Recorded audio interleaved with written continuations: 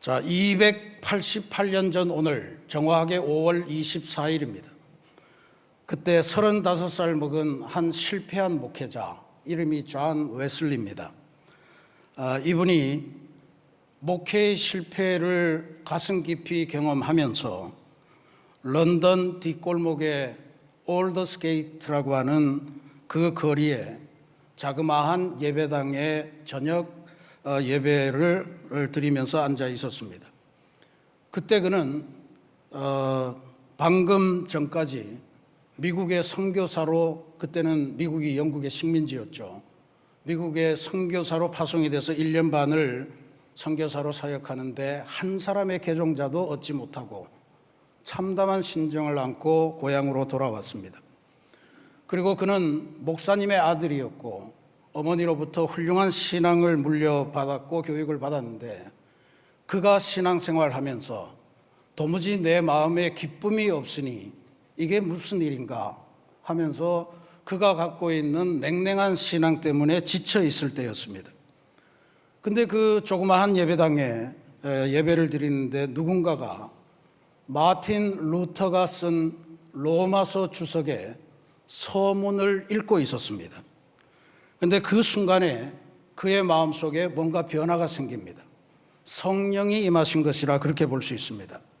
그는 그때의 심정을 그의 일기에 이렇게 썼습니다.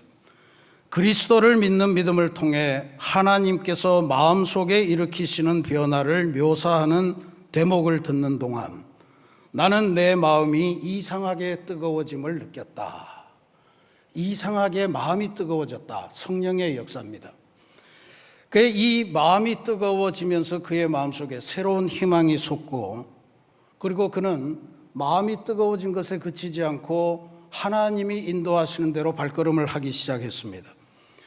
그가 결국은 영국 사회 속에 복음의 대각성 운동을 일으켰고, 그 결과로 감리교회라고 하는 것이 운동을 통해서 생겨났고, 그 다음에 그 감리교회로 말미암아 영국 사회가 근대로 옮겨오는 아주 중요한 일을 만들었고, 영국뿐만 아니고 미국 내에서도 미국 사회의 변화를 위해서 감리교회 운동이 중요한 역할을 감당하게 되었습니다. 성령의 감화를 받은 한 사람이 이루어낸 위대한 변화입니다. 오늘 우리에게 주시는 하나님의 말씀도 그 역사입니다. 성령이 강림한 첫 번째의 그 성령 강림절의 이야기를 길게 읽으셨는데, 이 이야기를 쭉 읽어보면 우리가 이해 못할 바도 있고 그렇습니다만, 저는 두 가지로 잘 요약을 할 수가 있습니다. 진동도 있고 불이 타고 바람이 불고 떨고 이런 거 다 있는데, 진짜로 중요한 거 하나는 성령이 내리는데 성경이 아주 분명하게 기록해요. 각 사람 위에 하나씩 내렸다. 헬라어로 헤카스토스, 각 사람 위에 하나씩 내렸다라고 하는 게 대단히 중요합니다. 그 다음에는 그 사람들에게 하나님이 주신 약속입니다. 성령을 받은 사람은 어떤 사람이 되겠느냐, 변한다라고 하는 것을 약속으로 미리 알려주신 거예요. 그것을 베드로가 거기에 모여서 이게 도대체 무슨 일인가, 저 사람들이 술이 취했나, 대낮에 이렇게 의아해하는 사람들에게 아주 분명하게 술 취한 게 아니고 하나님이 오래전에 알려주신 예언이 성취되는 과정이다 하면서 요엘서를 인용합니다. 이렇게 돼 있죠. 하나님이 말씀하시기를 말세에 내가 내 영을 모든 육체에 부어주리니 너희의 자녀들은 예언할 것이요 너희의 젊은이들은 환상을 보고 너희의 늙은이들은 꿈을 꾸리라 그랬습니다. 성령이 임하면 인생이 바뀐다는 거예요. 성령이 임하면 자녀들은 예언하는 사람으로 바뀌고, 젊은이들은 환상을 보며 살아가는 사람으로 바뀌고, 어르신들은 꿈을 꾸는 삶을 살게 된다, 그 이야기를 해주는 거예요. 그러면 우리는 오늘 이 성령 강림 주일에 도대체 인생 속에 예언으로 살아가는 삶, 환상으로 살아가는 삶, 꿈으로 살아가는 삶이 도대체 어떤 삶인가 하는 것을 알아야 되겠죠. 그래서 오늘 그 말씀을 함께 묵상하면서 은혜 나누도록 하겠습니다. 첫 번째로 예언으로 살아가는 삶입니다. 17절에 하나님이 말씀하시기를 말세에 내가 내 영을 모든 육체에 부어주리니, 이게 성령이 임하면 이런 뜻이죠. 너희의 자녀들은 예언할 것이요 그랬습니다. 예언에 대해서는 오해가 있습니다. 특히 한문을 쓰는 문화권에서는 이것에 대한 오해가 막심합니다. 한문으로 예언은 이 두 가지를 동시에 다 씁니다. 첫 번째 나오는 저 예자는 미리 예자입니다. 예비하다, 예측하다, 예상하다 할 때 저 단어를 씁니다. 그러니까 예언이라고 하는 것은 점치는 거예요. 미래를 알아맞추는 겁니다. 우리 자녀들이 성령을 받으면 점쟁이가 될까요? 그건 아닌 것 같아요. 두 번째 예자가 성경이 말하는 예언입니다. 저 예자는 맡기다는 뜻입니다. 맡길 예자. 예금하다, 예치하다, 예탁하다 할 때 저 예자를 씁니다. 그러니까 무슨 이야기예요? 구약 성경에 보면 하나님이 선지자를 부를 때 선지자들이 뭐 말 못합니다 뭐 어쩌고 막 이럴 때 걱정 마라, 내가 내 말을 네 혀에 담아주리라, 그렇게 말씀하시잖아요. 하나님이 맡겨주신 말씀을 전하는 것, 그게 바로 예언입니다. 그러니까 물론 하나님께서 그 말을 담아주실 때 미래에 대한 이야기도 하시죠. 그러나 미래에 대한 이야기가 곧 예언은 아니다 라고 하는 것을 기억하실 필요가 있습니다. 그렇게 보면 하나님의 뜻을 전하고 하나님의 정의를 외치고 하나님의 사랑을 서로 나누는 것, 그게 바로 예언입니다. 근데 우리 자녀들이 성령을 받으면 예언을 하게 된다, 그 이야기를 지금 하는 거죠. 많은 분들이 직장에서 이런 경험, 특별히 젊은 사람들이 많이 할 겁니다만, 한 청년이 직장에서 겪은 일입니다. 회식을 하는데 상사가 어떤 여직원에 대해서 외모 품평을 하는 거예요. 아마 재미나게 했나 보죠. 사람들이 다 좋다고 웃었습니다. 이 청년도 웃어야 직장 생활이 용이한데 이 청년은 웃을 수가 없었습니다. 그래서 그 상사에게 말합니다. 팀장님, 그 말씀은 부적절한 것 같습니다. 불편해할 사람이 있을 것 같습니다. 이거는 직장 생활을 요령 있게 하는 사람의 일이 아니죠. 분위기 망치는 애죠. 그러나 이게 바로 예언입니다. 누군가의 존엄이 훼손당하고 있을 때 그 훼손당하는 현실에서 이거는 하나님의 뜻이 아닙니다 라고 하는 것을 하는 말, 그게 예언이에요. 직장에서만 그런 게 아닙니다. 우리가 살아가는 아파트에서도 가끔씩 주민총회 같은 게 열려서 경비 직원들에 대한 처우를 논의할 때가 있을 거예요. 대부분의 주민들은 그 처우, 아파트 경비 직원의 처우를 상승시키는 걸 좋아하지 않을 겁니다. 왜냐하면 그게 다 관리비에서 나가는 거잖아요. 그러니까 그냥 동결하고 그냥 모른 척하고 갑시다, 이런 의견이 대다수일 텐데, 그 속에서도 누군가는 아닙니다, 그분들도 가정이 있고 그분들도 우리처럼 하나님의 형상을 따라 지음받은 존재입니다. 그분의 생애를 좋게 만들어주는 일을 위해서 우리가 가진 것을 조금 더 나눕시다 라고 하는 말을 하는 사람이 있다면 그게 바로 예언입니다. 그래서 예언이라고 하는 삶, 이거는 자신의 편안함 대신에 하나님의 진리를 택하는 것이고, 또 하나님의 사랑을 선택하기 위해서 침묵을 거부하는 것이고, 타협하기보다는 하나님의 정의를 선택하는 것, 그게 바로 예언으로 사는 삶이다. 저는 우리가 그런 삶을 살 수 있기를 바랍니다. 두 번째로 볼 것은 환상으로 사는 삶입니다. 17절에 너희 젊은이들은 환상을 보고 그랬습니다. 환상, 이건 우리가 듣기에 따라서 뭔가 막 신비한 이런 거 보지만 영어 성경에는 한결같이 비전이라고 하는 단어로 번역합니다. 비전이 어떤 사람이 규정하기를 기한이 있는 꿈이라 그랬어요. 지금은 없는데 반드시 어느 시점 안에 이루어질 것이다 라고 하는 것을 비전이라고 이야기합니다. 그러니까 환상으로 사는 삶, 즉 비전으로 사는 삶은 지금은 보이지 않아도 그것이 이루어질 것을 믿는 믿음으로 살아가는 삶을 의미하는 거예요. 웨슬리가 1738년 회심을 하기 전후 아니면 그의 인생 한평생 동안 그는 환상을 보고 살았습니다. 당시 영국에는 성공회가 대부분의 교회였는데 영국 성공회는 사실 생명력이 없이 죽어가고 있는 그런 교회였습니다. 그런데 웨슬리가 그 성공회를 통해서 새로운 교회가 나타나지 않겠나 하는 환상을 품었습니다. 예를 들면 그가 늘 교회 바깥을 나가보면 술주정뱅이도 많고 광산촌에서 맨날 시큼한 연기를 뒤집어 쓰면서 살아가는 사람도 있고 뭐 다양한 사람들이 사는데 이 사람들은 성공의 교회당 안에 와서 예배를 드릴 수가 없는 거예요. 어떻게 하면 이 사람들에게 하나님의 말씀을 전할 수 있을까? 당시 영국 성공의 규정에는 하나님의 거룩한 말씀은 반드시 거룩한 성전 안에서만 선포되어야 된다라고 하는 규정을 갖고 있었습니다. 뒤집어서 말하면 하나님의 거룩한 말씀이 어떻게 시장 통해서 선포될 수가 있다는 이야기인가?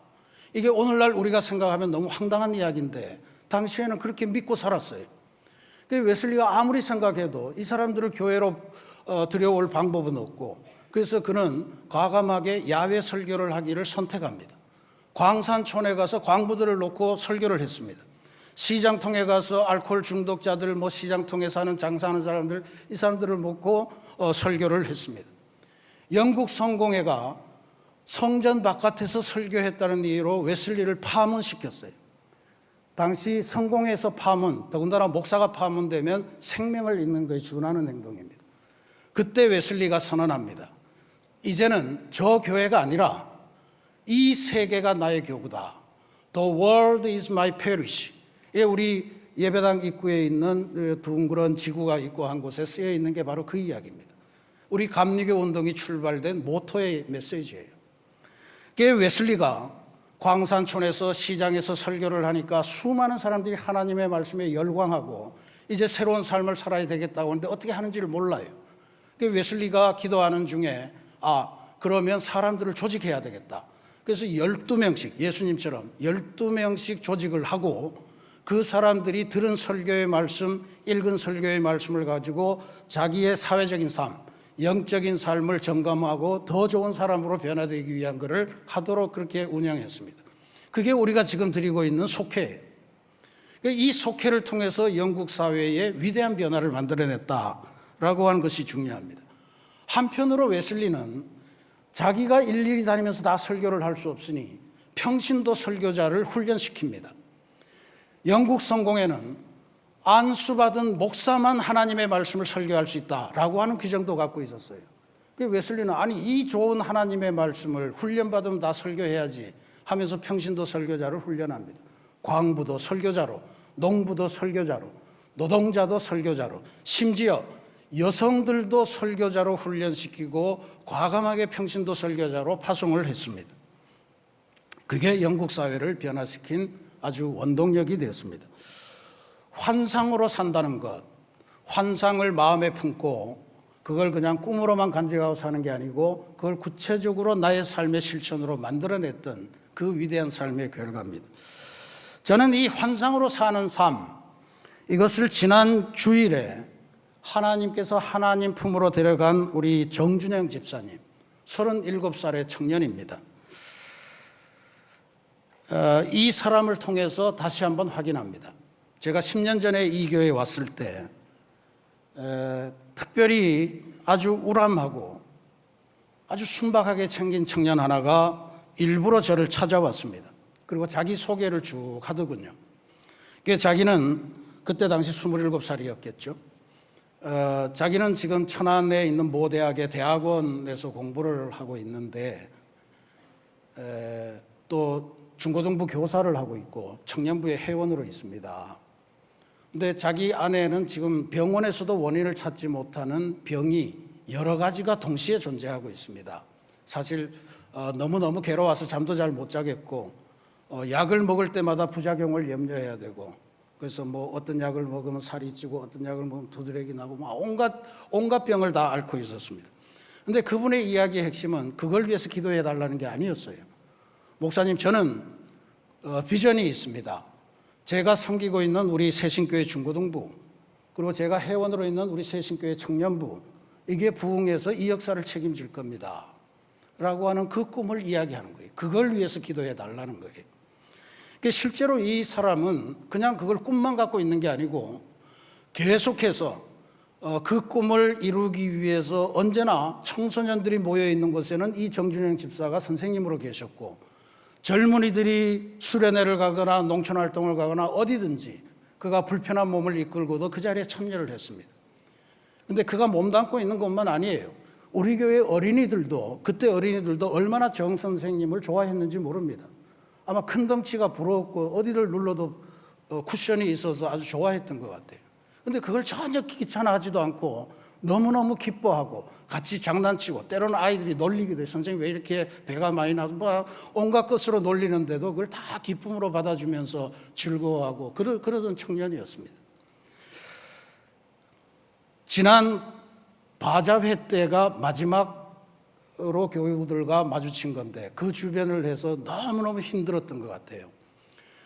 너무너무 힘들어서 그가 그의 카톡 프로필에도 하나님 조금만 고통을 완화시켜 주시면 제가 계속해서 기도할 수 있겠습니다. 근데 그의 기도의 핵심은 그것도 있었지만 우리 새신교회 청소년들, 새신교회 어린이들, 새신교회 청년들, 이 사람들이 부흥해서 하나님의 역사를 만들어가는 그 일을 위해서 기도했습니다. 그렇게 보면 이 정준영 집사는 하나님이 주신 환상으로 살아간 사람이다 라고 하는 것을 우리가 알 수가 있습니다. 환상으로 산다는 게 그런 것 같아요.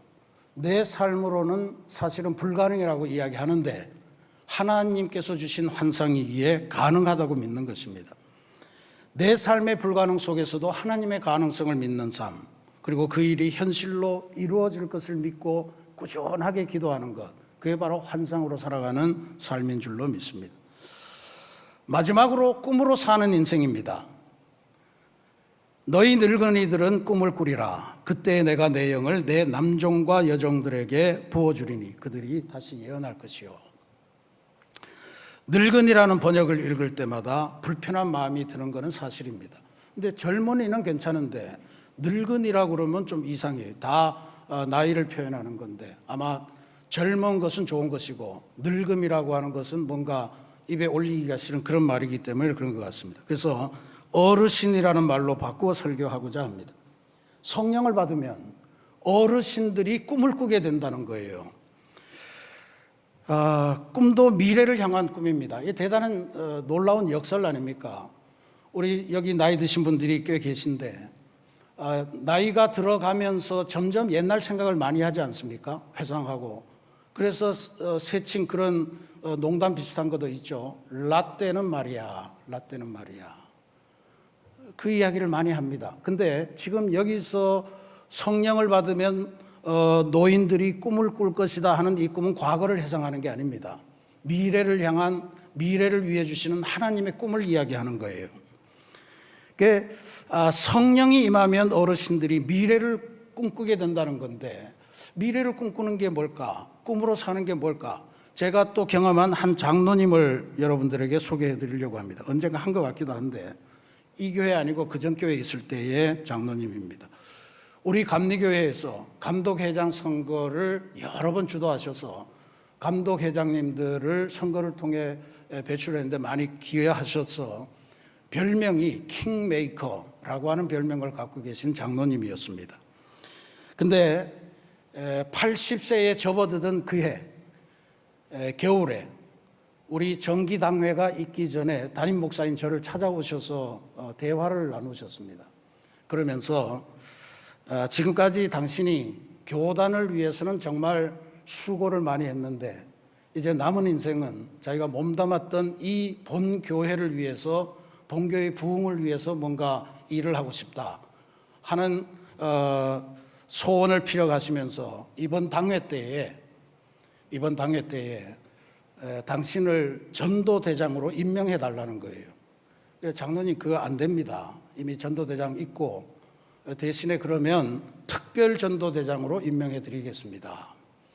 그때 그 교회는 매주 토요일마다 한 대여섯 시간씩 그 동네를 다니면서 전도를 골목마다 하고 그랬거든요.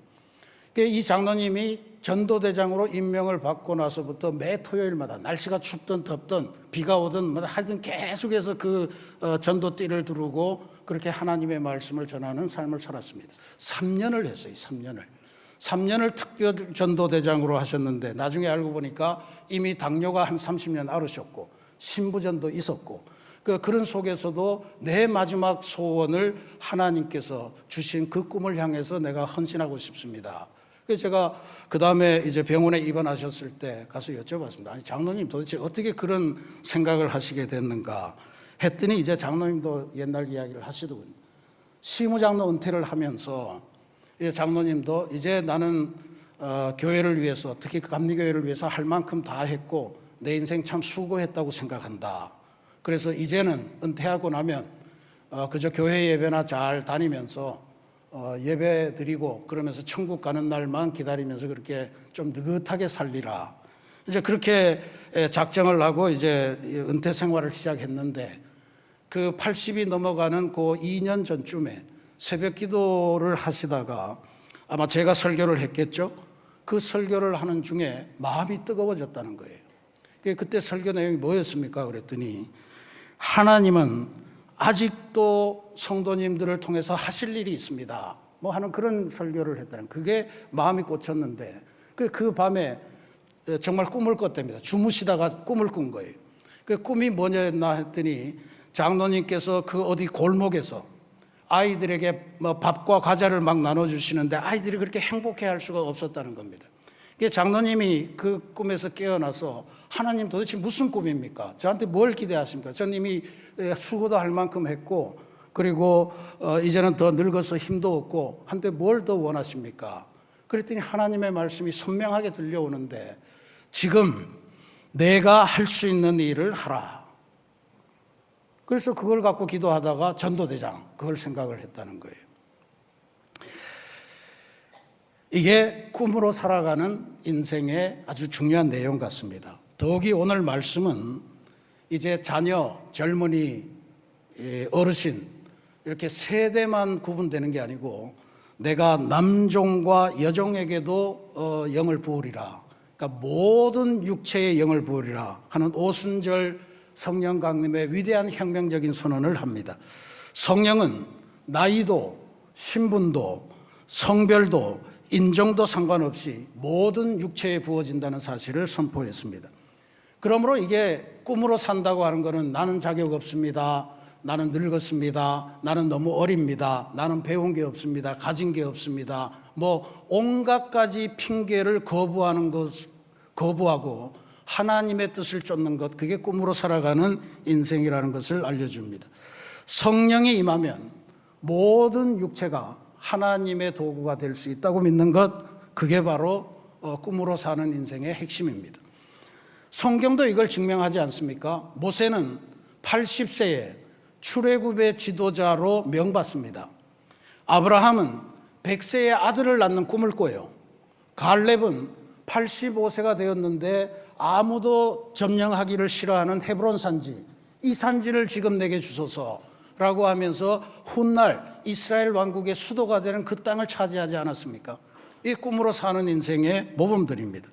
우리 세신 성도들이 그러한 꿈으로 사는 위대한 성도들이 되시기를 기도드리겠습니다. 사랑하는 우리 세신교회 성도 여러분, 2000년 전에 성령 오순절에 성령이 임하면서 교회의 역사가 시작이 됐습니다. 288년 전 오늘 웨슬리의 마음이 성령으로 뜨거워지고 감리교회 운동이 시작이 되었습니다. 그리고 오늘 2026년 5월 24일 우리 모두의 마음이 성령으로 다시 뜨거워지는 역사, 하나님의 새 역사가 시작되는 그러한 기적이 임하기를 소망합니다. 예언과 환상과 꿈으로 사는 인생, 그러한 인생으로 변화하는 역사가 나타나기를 간절히 소망합니다. 삶의 현장에서 나의 편의보다는 하나님의 진리를 선포할 수 있는 용기를 갖는 예언하는 사람이 되고, 불가능한 현실 속에서 하나님의 일을 기대하며 헌신하는 그러한 환상으로 살아가는 사람이 되고, 나는 늙었다, 나는 부족하다, 나는 가진 것이 없다 라고 하는 핑계를 다 거부하고 하나님의 꿈을 향해서 달려가는 그러한 인생으로 변하는 역사 말입니다. 오늘 자정부터 우리 새신교회 성도들은 세일회 동안 3주 동안 온교우 24시간 릴레이 기도를 진행합니다. 이 기도회를 통해서 기도에 참여하는 모두가 예언과 환상과 꿈으로 살아가는 인생으로 변하는 기적을 체험하시기를 주님의 이름으로 소망합니다. 또 우리 새신교회는 이 기도회를 통해서 6월 7일과 6월 14일 하나님께서 이루시는 영혼구원의 위대한 축제 해피칸타타를 경험하게 되는 은혜도 누리시기를 간절히 소망합니다. 저 창의교육센터 4층에 기도 다락방을 저희들이 마련했습니다. 우리 함께 성령의 임재를 갈구하면서 4층 기도 다락방으로 함께 올라가십시다. 함께 성령 받고 예언하는 삶으로 변화하십시다. 함께 성령 받고 환상으로 살아가는 삶을 살아가십시다. 함께 성령 받으면서 하나님의 꿈을 따라 살아가는 그런 위대한 인생으로 변화되시기를 부탁을 드립니다. 성령 강림의 위대한 역사가 기도에 참여하는 모든 종들에게 충만하게 임하기를 주님의 이름으로 축원합니다. 같이 기도하겠습니다.